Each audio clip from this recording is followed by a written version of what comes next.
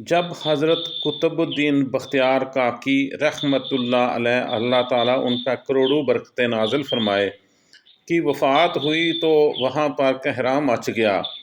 جنازہ تیار ہوا، ایک بڑے میدان میں جنازہ پڑھنے کے لیے لایا گیا۔ مخلوق خدا بڑی تعداد میں جنازہ پڑھنے کے لیے نکل پڑی تھی۔ انسانوں کا ایک سمندر تھا جو حد نگاہ تک نظر آتا تھا۔ یہ آپ کو آپ کی اسکرین پر بھی جنازے کا وہ مناظر نظر آ رہے ہیں۔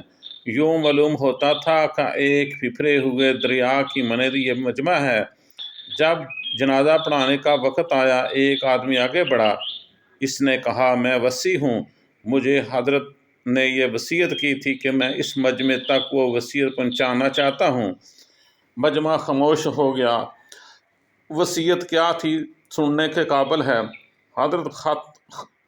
حضرت خواجہ قطب الدین بختیار کاکی رحمۃ اللہ نے یہ وصیت کی کہ میرا جنازہ وہ شخص پڑھائے جس کے اندر 4 خوبیاں ہوں۔ وہ خوبیاں کون سی ہیں، آئیے میں آپ کو بتاتا ہوں۔ پہلی خوبی اس میں یہ ہونی چاہیے کہ زندگی میں اس کی تکبیر اولیٰ کبھی قضا نہ ہوئی ہو۔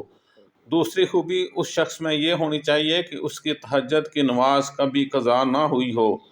تیسری خوبی اس میں یہ ہونی چاہیے کہ اس نے کبھی غیر محرم پر کبھی بھی بری نظر نہ ڈالی ہو۔ اور اس کے ساتھ ساتھ چوتھی خوبی اس میں یہ ہونی چاہیے کہ اتنی عبادت گزار ہو حتیٰ کہ اس نے عصر کی سنتیں بھی کبھی نہ چھوڑی ہوں۔ صلو علی الحبیب صلی اللہ تعالیٰ علیہ وسلم۔ دیکھیں آگے پھر وہ شخص کون سا آتا ہے۔ جس شخص میں یہ 4 خوبیاں ہوں وہ میرا جنازہ پڑھائے۔ جب یہ بات کی گئی تو مجمع کو سانپ سونگ گیا، سناٹا چھا گیا، لوگوں کے سر جھک گئے۔ کون ہے جو قدم آگے بڑھائے؟ کافی دیر ہوگی حتیٰ کہ ایک شخص روتا ہوا آگے بڑھا۔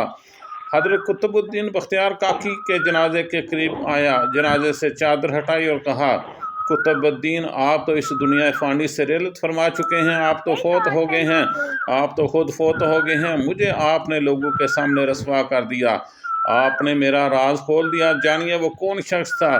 اس کے بعد بڑے مجمع کے سامنے اللہ کو حاضر ناظر جان کر قسم اٹھائی، میرے اندر یہ 4 خوبیاں موجود ہیں۔ لوگوں دیکھو۔ لوگوں نے پھر دیکھا، یہ وقت کا بادشاہ شمس الدین التمش تھا۔ صلو علی الحبیب صلی اللہ تعالیٰ علیہ وسلم۔ کبھی ہمارے حکمران بادشاہ ایسے بھی ہوا کرتے تھے۔ آج دیکھیں، آج اکثریت اپنے چور زانی لٹیروں کو سپورٹ کر رہی ہے۔ نہایت ہی افسوس کا مقام ہے، کدھر گئے وہ ہمارے حکمران جن میں اس طرح کی خصلتیں موجود تھیں۔ اللہ تعالیٰ ہم پر رحم فرمائے۔